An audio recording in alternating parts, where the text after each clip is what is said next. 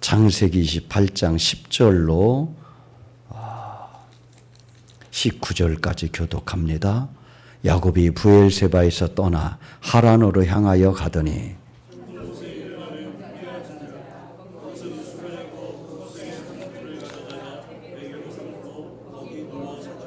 꿈에 본즉 사닥다리가 땅 위에 서 있는데 그 꼭대기가 하늘에 닿았고 또 본즉 하나님의 사자들이 그 위에서 오르락내리락 하고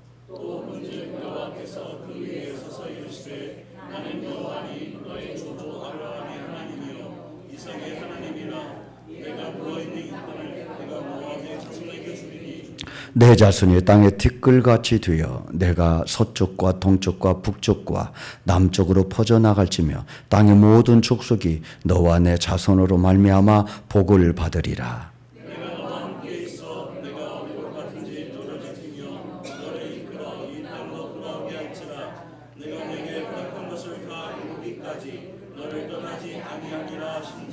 야곱이 잠이 깨어 이르되 여호와께서 과연 여기 계시거늘 내가 알지 못하였도다.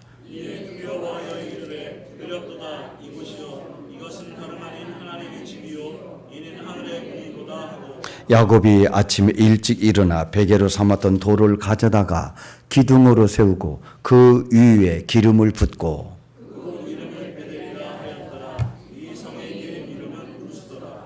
아멘. 우리 좌우 옆 분하고 인사합니다. 건강하세요. 건강하세요.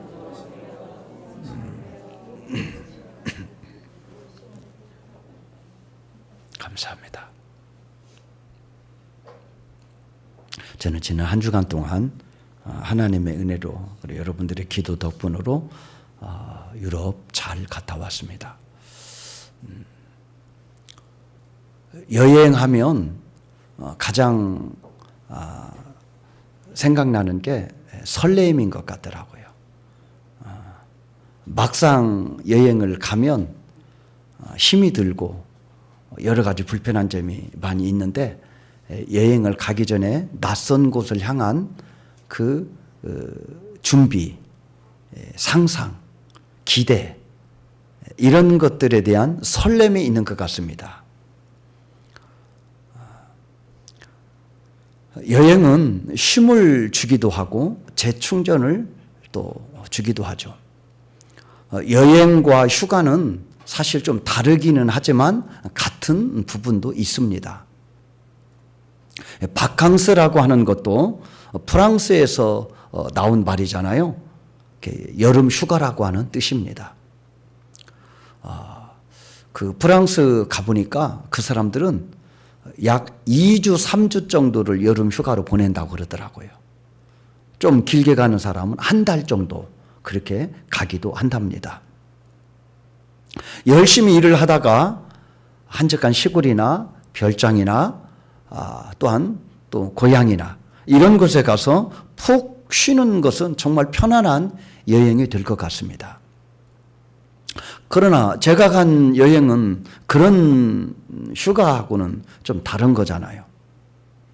짧은 기간 동안에 그 여러 곳을 방문해야 되기 때문에 일정이 굉장히 촘촘하고 빡빡했습니다. 쉬는 시간이 적고 그래서 한 군데라도 더 봐야 된다고 하는 것 때문에 굉장히 스케줄이 빡빡해서 힘이 들었습니다. 잠도 제대로 못 자고 그래서 제가 다니면서 여러 번 이거 여행이 아니고 고행이다 제가 그랬습니다. 그 시차가 7시간 차이 났습니다. 내가 프랑스하고 프랑스 옆에 그 벨기에 그 벨기에 옆에 네덜란드 이 세 나라를 갔다 왔는데 세 나라가 같은 유럽이고 또 같은 문화가 있기 때문에 음식이 비슷했어요. 그래서 음식 문제도 좀 힘이 들었어요.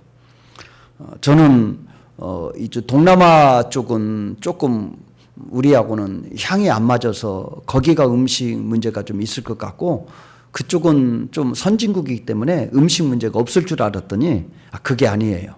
그 사람들은 빵하고 고기만 먹기 때문에 그것도 한두 끼지. 매일 먹는다 생각해 보세요. 먹을 수가 없어요. 뭐 한 번은 뭐 햄버거로 때운다. 또 무슨 피자로 때운다. 고기를 때운다. 빵으로 때운다. 이러니까 물려서 먹을 수가 없어요. 그거 외에 뭐 다른 특별한 뭐 우리 입맛에 맞는 메뉴를 찾기는 정말 어려워서 음식 문제 때문에 의외로 정말 힘이 들었습니다. 또 문화가 다르잖아요. 이제 결혼식을 교회에서 했는데 교회에서 하는 결혼식은 뭐 우리나라에서도 제가 경험을 해봤습니다만은 프랑스는 또 다르더라고요. 우리하고는 공간이 교회라고 하는 것만 똑같고 나머지는 다 달라요. 우리하고는 전혀 다른 형식으로 결혼을 치르고 또 결혼식이 끝나고 우리는 밥을 먹으면 결혼에 대한 모든 행사가 끝나는 거잖아요.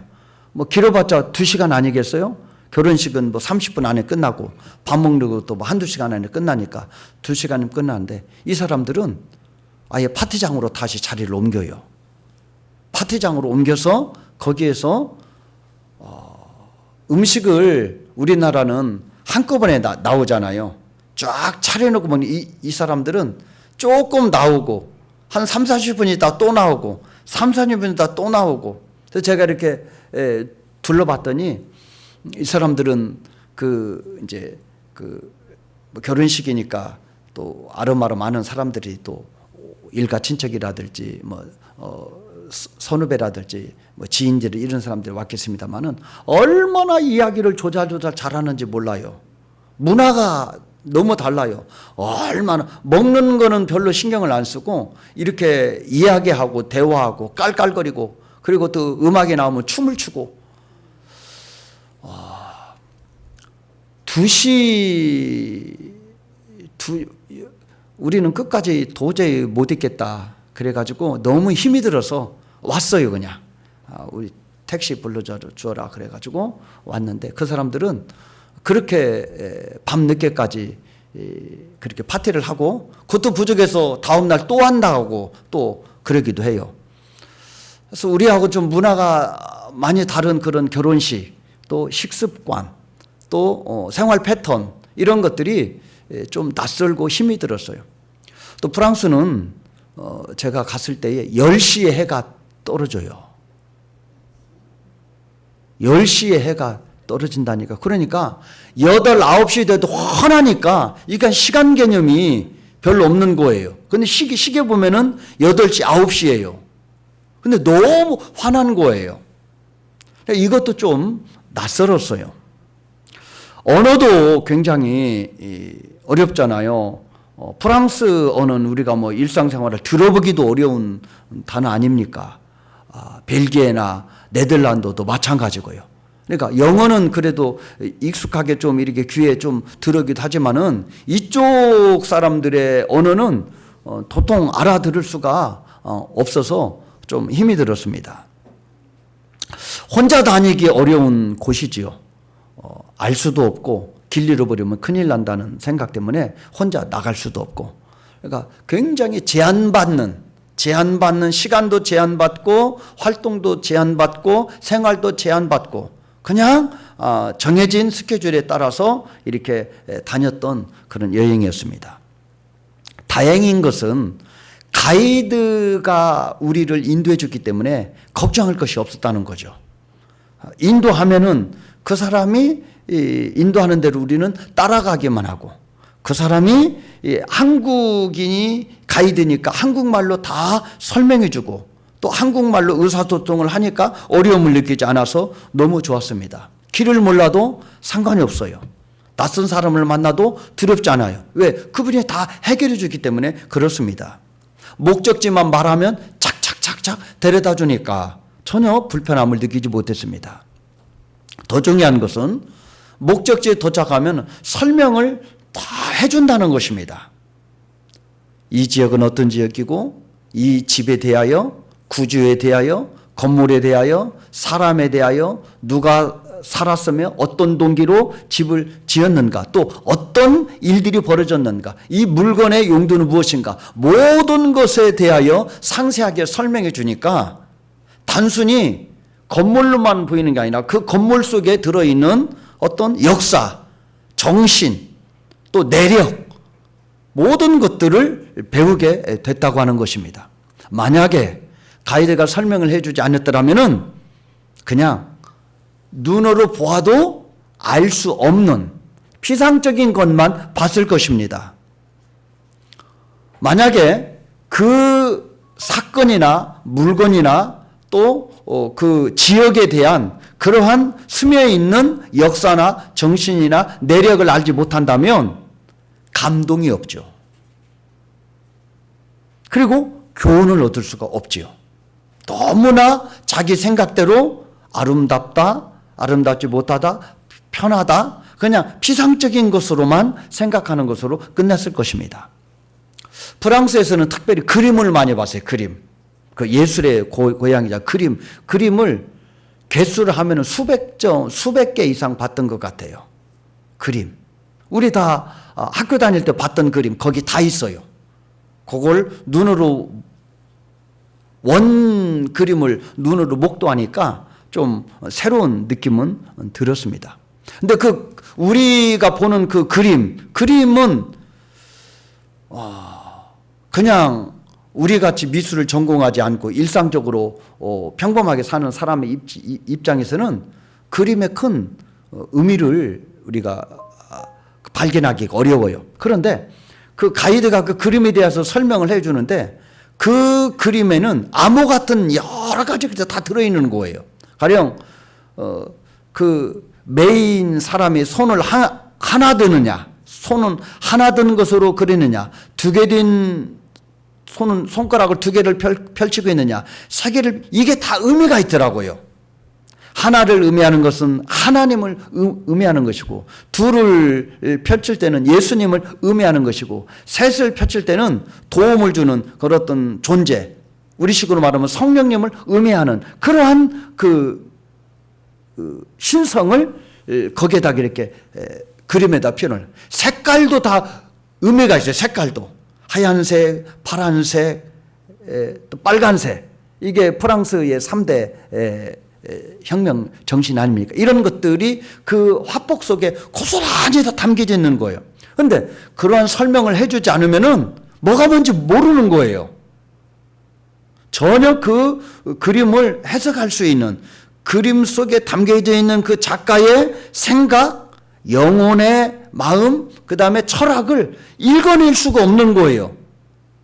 그냥 그 그림이 그 그림인 것 같고 별로 구별점이 없는 것 같은 그런 생각이 들지만, 이 가이드가 설명을 해준, 그 가이드는 이제 전문가잖아요. 프랑스에서 자격시험을 통과하고 거기에 대한 모든 지식을 가지고 있는 사람이 그 그림에 대해 설명을 해 주는 거기 때문에 너무나 그것이 와닿고, 이 그림에 그런 깊은 의미가 있구나라고 하는 것을 배우게 됐습니다. 그러나 설명해 주지 않았더라면은 거기서 무엇을 얻었겠어요? 아무것도 얻지 못하고 그냥 그림 몇 점 본 것으로 아마 끝났을 것입니다. 프랑스에서 몽마르트 언덕을 올라가 봤습니다. 몽마르트 얘기 들어보셨죠? 몽마르트는 그 당시 예술가들이 살던 마을이에요. 프랑스는 지금도 집값이 너무 비싸요. 집값이 너무 비싸요. 프랑스에서 결혼하는 그 조조카가 사는 그 집이 월세가 300만 원이 넘는데요. 그러면 집이 크냐? 그렇지 않아요. 엘리베이터가 있냐? 엘리베이터도 없어요. 보통 프랑스 가보니까 보통 5층, 6층인데 4층, 5층, 6층 집인데 대부분 엘리베이터가 없어요. 몇백 년 된 집이에요, 다. 굉장한. 그러니까 그 집 자체가 유적과 같은 그런 집들이죠. 근데 사람은 많고 집이 없으니까 너무너무 집값이 비싼 거예요. 네덜란드도 마찬가지더라. 거기도 300이 넘는데 정말 우리나라 기준으로 보면 집은 볼품은 없어요. 크지가 않아요. 그런데도 그렇게 비싸요. 그렇게 프랑스에서 집이 비싸니까 가난한 예술가들이 그 파리 시내에서 살 수가 없는 거예요. 여력이 없으니까. 그래서 가난한 사람들이 모여 사는 곳이 바로 이제 몽마르트라고 하는 곳이에요. 몽이라고 하는 말이 언덕이란 뜻이에요. 언덕. 그러니까 우리나라식으로 표현하면 달동네인 셈이에요. 달동네. 프랑스에서 가장 지대가 높은, 제가 유럽을 보면서 기차도 타보고 여기저기 다녀봤는데요. 산을 본 적이 없어요. 산을. 완전히 다 평야예요. 평평한 평야. 산이 없어요. 산이. 그래서 공기 흐름이 좋다고 그래요. 그런데 그 몽마르트 언덕은 약 130m 정도, 해발 130m 정도 되는 그런 위치인데, 프랑스 파리 시내가 한눈에 보이는 그런 높은 곳이에요. 그런 높은 곳이니까 사람이 잘 안 살죠. 그러니까 값이 싸죠. 그래서 가난한 예술가들이 몽마르트에서 모여서 살게 된 것이죠. 그것을 이제 걸어다니면서 이 가이드가 설명을 해 주었는데, 우리가 익숙히 잘 아는 피카소, 그 다음에 빈센트 반 고흐를 집중적으로 설명을 해 주었습니다. 그 피카소가 자주 갔던 그 카바레라고 하는, 카바레 하면은 우리는 어떤 곳이죠? 땡기고 밀고 하는 곳이잖아요. 그게 카바레. 그런데 그런 것이 아니래요. 그 건물이 모퉁이 사거리에 2층짜리 아담한 건물이 있는데 그게 카바레라고 써 있더라고요. 이게 예술가들이 모여서 밥을 먹고 차를 마시고 작품을 논했던 그런 곳이 그 카바레더라고요. 거기에서 피카소가 무명 시절이었을 때 너무 배가 고픈데 돈을 내고 사 먹을 수가 없는 게 밥을. 그래서 주인에게 제안을 했다는 거예요. 내가 돈이 없다. 그런데 밥을 먹어야 되겠는데 내가 대신 그림을 한 점 그려주면 어떻겠냐고. 그래서 그러라고. 그래가지고 주인까지 거기다가 그려놓고 그림 한 점을 이제 그려주었는데, 그래서 이 주인이 그림을 받고 이제 피카소에게 밥을 주고 음료를 주었는데, 나중에 이 세월이 흐른 다음에 피카소가 미국에서 대성공을 하게 됩니다. 그 소문을 이 카바레의 주인이었던 사람이 듣고 옛날에 이 사람이 나에게 그림 한 점을 그려줬다는 생각이 들어서 지하 창고에 내려가서 보니까 그 그림이 그대로 있는데 정말 너무너무 온전하게 보관이 잘 돼 있다는 거예요. 그래서 경매에 붙였다는 거예요. 이거 피카소가 그려준 그림인데 경매에 붙였더니 600억에 낙찰이 됐대요. 그런 것이에요. 우리에게 그 가이드가 경매에 낙찰이 됐는데 얼마 정도 받았을 것 같냐고 묻더라고요. 그러니까 몇십억, 어떤 사람만 200억 정도 가잖아 그랬더니 200억 부른 그 사람한테 지금 당신은 400억 손해를 봤다고 그러더라고요. 그러니까 600억 낙찰이 된 것이죠. 그 다음에 우리가 갔던 것이 빈센트 반 고흐 집. 빈센트 반 고흐. 여러분은 그 그림을 가장 익숙하게 많이 봤던 화가의 그림이지 않겠네. 그런데 그분의 삶은 굉장히 비참하고 힘이 들었어요. 가이드의 말에 의하면은 그가 일평생 동안 살면서 그림 한 점 못 팔아봤다 그렇게 얘기하더라고요. 그림 한 점 못 팔아봤다. 그래서 그분이 마지막을 이제 죽었던 그 집, 그것도 자기 집도 아니고 월세로 살던 집 갔는데 우리식으로 말하면 한 서너 평 되는 집일까? 방일까? 그렇게 살다가 인생을 마감을 했는데, 지금도 이제 논란이 되는 게 그분이 자살을 했는지 아니면은 타살됐는지, 그게 지금 논란거리가 되긴 했어요. 그분의 무덤까지도 이제 가봐서 이분이 빈센트 반 고흐 무덤이라고 해서 이제 봤는데, 어쨌든 그분은 생전에 많은 그림은 그렸지만은 물물교환으로 몇 점은 이렇게 다른 사람한테 넘겨줬지만은 한 번도 돈을 받고 팔아본 적이 없는 그런 무명의 작가였는데 사후에 유명해진 거예요. 빈센트 반 고흐. 익숙한 그림도 우리가 잘 알고 있어요. 그분이 살던 집도 가봤고, 그분이 이 거리에 나무가 세워져 있고 사람이 지나가는 것을 그렸던 그 곳도 직접 봤고, 이게 그 나무고 이게 그 나무, 그게 안내판에 써 있더라고요. 그리고 그분이 그림을 그렸던 보리밭도 조금 걸어가니까 보리밭이 나오는데, 그 보리밭을 배경으로 그림을 그렸던 그것도 가봤고, 이런 것들을 그 가이드가 설명해 주니까 알지. 그 거리를 지나가면서 이 거리를 빈센트 반 고흐가 이렇게 그렸습니다. 이곳에서 이렇게 살았습니다. 보리밭에서 이런 일이 있었습니다. 이것을 설명해 주지 않으면은 어떻게 우리가 알 수 있겠냐, 이 말입니다. 빈센트 반 고흐 그 집을 이게 내려오는데 한 집 하나를 소개를 하더라고요. 저 집을 보라고. 저 코너에 있는 집, 제법 집이 좋아 보이는데, 그 집이 다리다 가수라고 하는 집이에요. 1970년도에 그 프랑스 샹숑에서 굉장히 인기를 끌었던 다리다의 집이 바로 저 집이다. 다리다라고 하는 이름은 낯설었어요. 한 번도 안 들어본 건데, 이분이 부른 노래를 들려주니까 알겠더라고요. 이분이 불렀던 노래가 빠로레 뭐 있잖아요. 빠로레라고 하는 노래. 그래서 제가 와서 설교 준비하면서 제가 다음에 들어봤죠. 그랬더니 1970년대에 그냥 귓전으로 들었던 노래예요. 그분이 굉장히 인기를 그때 끌었는데, 작곡가 남편을 만났다고 그래요. 근데 작곡가 남편을 만났으니까 자기 남편이 작곡한 노래를 불렀겠죠. 그런데 그때부터 내리막길을 걷기 시작했다는 거예요. 대중에게서 멀어지게 되고, 그리고 인기를 하나도 얻지 못하게 됐다. 이 남편이 너무너무 괴로워했다는 거예요. 그래서 나 때문에 이렇게 됐구나. 그래서 남편이 스스로 삶을 마감하게 됐대. 다리다라고 하는 이 여가수가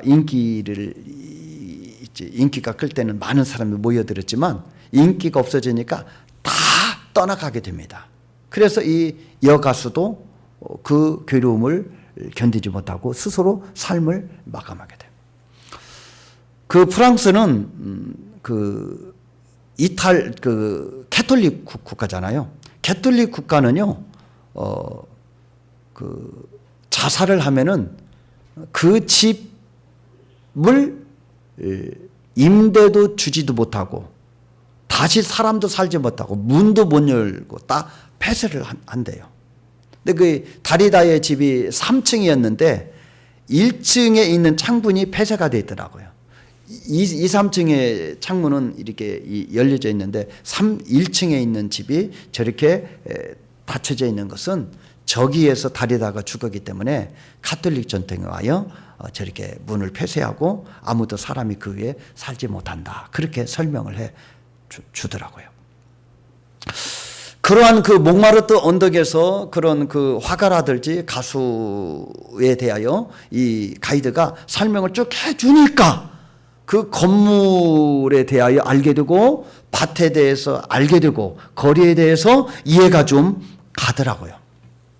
만약에 가이드의 설명이 하나도 없었다면 단지 파리 구경을 했겠지만, 유적지를 보고 그림을 보고 건물을 보고 집을 봤겠지만은 다 내 생각대로 해석하고 내 생각대로 판단했을 거예요. 마음에 든다, 안 든다. 그리고 내가 살아온 인생의 경험으로 그것들을 판단하고 생각했을 것이라 이렇게 생각이 듭니다. 진짜 그 그림에 담긴 의미, 그 건물의 내력, 무슨 전통이 있고 어떤 일이 벌어졌는가라고 하는 것에 대하여 전혀 알지 못하고 피상적인 것으로 좋다, 나쁘다 그렇게 아마 판단했을 것입니다. 그러므로 제가 여행을 다니면서 느낀 것이, 낯선 곳에 대한 여행, 더군다나 타국에 대한 여행에서 반드시 필요한 게 가이드구나. 가이드가 없이는 무슨 여행에 효과가 있겠어요. 뿐만 아니라 그 가이드의 해설이 정말 중요하구나. 그 가이드가 해석을 해줄 때 의미가 달라지게 돼요. 보이는 게 달라지게 돼요. 그리고 가치를 부여하게 돼요. 색다르게 보이더라 이 말입니다. 안내자가 없고 해설이 없다면은 무미건조한 아마 여행이 됐을 거라 싶은 생각이 듭니다. 여행에는요, 좋은 일만 있는 게 아닙니다. 여행에는요, 고통도 있고요, 힘든 일도 있습니다. 제가 연초에 베트남 갔다 왔잖아요. 근데 베트남 연초에 갔을 때요, 제가 출발할 때부터 감기 기운이 있었는데 일주일 내내 감기 기운 때문에 얼마나 고생을 했는지 몰라요. 한기가 얼마나 들고, 그래서 그 더운 곳에서 옷을 껴입어야 되고, 정말 어디를 다녀도 가기 싫어가지고 나 그냥 여기 있으면 안 되냐고, 그냥 갔다 오라고 그랬더니 안 된다고, 같이 가야 된다고. 그래서 억지로 그렇게 아픈 몸을 이끌고 다녔던 기억이 있습니다. 이번 그 처제가 안산 제일교회 다니는데 그 교회에서도 3명이 권사님들이 같이 갔는데, 예전에 파리를 여행했던 그 권사님 한 분이 파리에 가서 소매치기를 당했다는 거예요. 그래서 다 잃어버렸다는 거예요.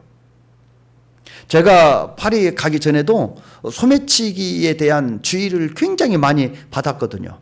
그 준비물이 왔어요. 파리 여행에 대한 준비물은 그 중에 뭐가 왔는 거니? 핸드폰 고리를 준비하라는 거예요. 핸드폰을 채간다는 거예요. 핸드폰 고리를 준비하라는 거예요. 그 정도예요. 소매치기가 얼마나 많은지, 제가 프랑스 전철을 탔는데 전철에서 한국말 나오는 게 딱 하나 있어요. 한국말이 나와요. 한국말은 귀에 쏙 들어오잖아요. 관광객들을 대상으로 소매치기가 있으니 주의하시기 바랍니다. 이게 한국말로 나와요. 관광객을 대상으로 소매치기가 있으니 조심하시기 바랍니다. 얼마나 소매치기가 많으면 그 창피한 일이잖아요. 프랑스 입장에서는 외국인에게 민낯을 보여주는 창피한 일임에도 불구하고 소매치기가 너무 국성을 떠니까 한국 사람들에게 조심하라는 거예요. 그러니까 안내를 해 줘요. 그래서 그 안산제일교회 권사님도 다 잃어버려가지고, 잃어버리는 것도 힘이 들지만 돌아오면 신분증도 다 만들어야 되잖아요. 그것도 힘든 일이잖아요. 그리고 소매치기를 그렇게 다 당하면 돈도 다 잃어버리지만 여행 기분이 잡혀버리는 거잖아요. 무슨 여행의 기쁨이고 즐거움이 있겠어요. 그런 여행도 있을 수 있어요. 둘째 날 이제 어디 여행을 간다고 그래가지고 가이드가 이제 어디로 모여라. 근데 여러 팀들이 막 다 모이는 거죠, 이제. 그래서 우리 팀도 이제 그 택시를 타고 갔는데, 앞자리에 앉은 저한테는 이제 동서죠. 그 신부의 아버지가 계산을 하고 내렸는데 핸드폰을 두고 내린 거예요. 핸드폰을 두고 내린 거예요. 그런데 우리를 태우고 갔던 그 택시가 다시 돌아와가지고 갔는데, 다시 돌아와가지고 이게 핸드폰 놓고 갔다고, 가져가라고. 그래서 찾았어요. 그랬더니 이건 기적이라고. 다 그 사람들은 팔아먹는다는 거예요. 더군다나 한국 사람들이 들고 있는 핸드폰들이 좋잖아요. 팔아먹는다는 거예요. 그런데 다시 찾았어요. 그런 일도 있는 거죠. 어떤 사람은 그냥 쓰리 맞아가지고 다 잃어버리기도 하지만 또 그렇게 찾기도 하는 그런 일도 있는 거죠. 여행 중에는요, 아프기도 하고 소중한 것을 잃어버리기도 해요. 이처럼 여행에는 인생의 희노애락이 들어있는 것 같아요. 우리 인생이 그렇다는 거예요. 우리 인생은 여행과 같은데 그 여행 속에는 별의별 일들이 다 벌어진다는 거예요. 그러므로 우리 인생을 살아가면서 절대적으로 필요한 것이 있다 이 말이죠. 그것이 반드시 있어야 우리 인생이 여행과 같는데, 이 여행과 같은 인생에서 의미를 찾을 수 있고 가치를 부여할 수 있는 그러한 반드시 필요한 것이 있는데, 그것이 바로 안내자와 우리가 만나는 인생의 모든 것들을 설명해 주는 해설자가 필요하다고 하는 것입니다. 우리의 길과 목적지를 인도해 주는 안내자가 필요하고, 그리고 가는 도중에 만나는 여러 가지 일들에 대하여 도움을 주고 그것에 대하여 설명을 해주는 해설자가 반드시 필요하다는 것입니다. 저는요, 여행을 다니면서도 여행을 왔으니까 여행과 관련된 말씀을 해야 되잖아요. 그러니까 늘 일주일 내내 설교만 생각하는 거예요. 이게 목사라 어쩔 수 없어요. 이거 보면은 이거 어떻게 하고 설교하고 연결시킬까? 여기서 주는 교훈이 뭘까? 그래서요, 제가 다니면서 예전에는 그런 생각을 한 번도 못 해봤는데, 그럼 성경에서 여행하는 사람은 누가 있을까? 성경에는 여행이라는 단어가 나올까? 그것도 궁금했어요. 왜냐하면 한 번도 제가 이런 쪽으로 생각한 적도 없고 설교해 본 적도 없는데, 일주일 동안 돌아다니면서 필요한 거 있으면 핸드폰에다가 메모를 하고, 그래서 설교 준비를 이렇게 틈틈이 하면서 제가 다녔는데, 와서 제가 또 정리를 하면서 보니까 여행이라는 단어도 성경에 많이 나오더라고요.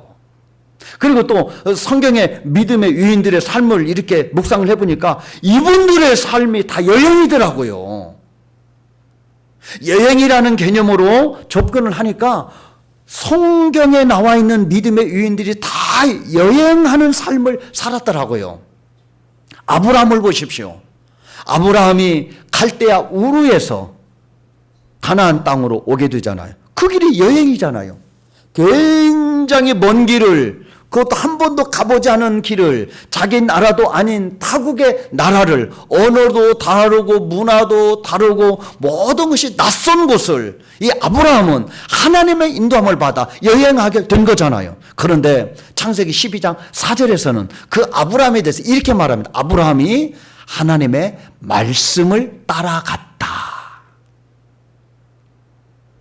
그러니까 아브라함이 익숙한 곳에서 익숙지 못한 곳으로 여행을 할 때 그를 인도하는 것은 자기의 경험도 아니고 자기의 능력도 아니고 하나님의 말씀을 쫓아갔다고 하는 것입니다. 하나님의 말씀이 아브라함의 길을 인도했다고 성경은 말하고 있습니다. 우리를 이끄는 것이 과연 무엇인가?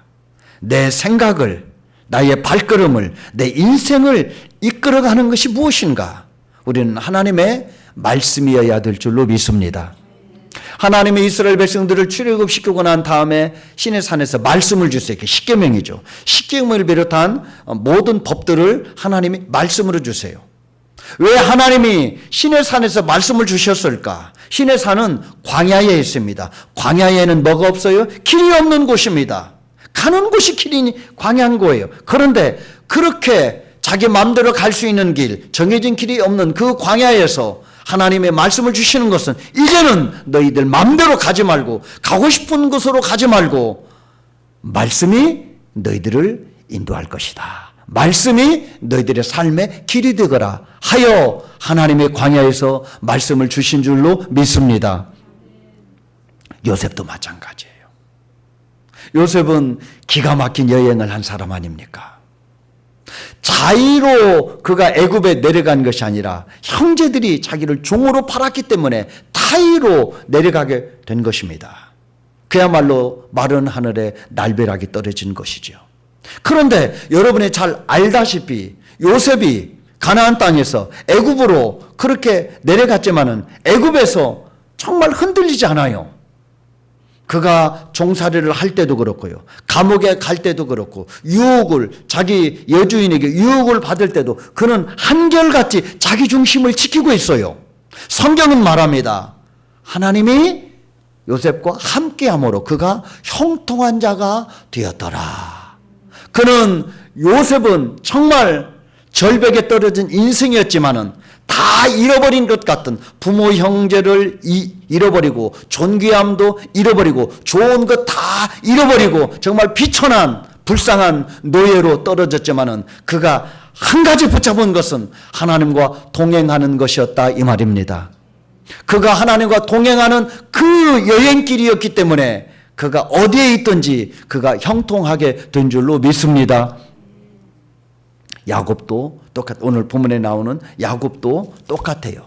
야곱은 자기가 원해서 외삼촌 집으로 지금 가는 길이 아니잖아요. 아버지를 속이고 형을 속이고 장자권을 얻었기 때문에 형이 무서워서 도망을 치는 것입니다. 브엘세바는 애굽이 가까운 곳, 즉 이스라엘에서 가장 아랫지방이 브엘세바. 이 브엘세바에서 이제 자기 외삼촌 집으로 이제 떠나가게 됩니다. 그곳이 굉장히 먼 길입니다.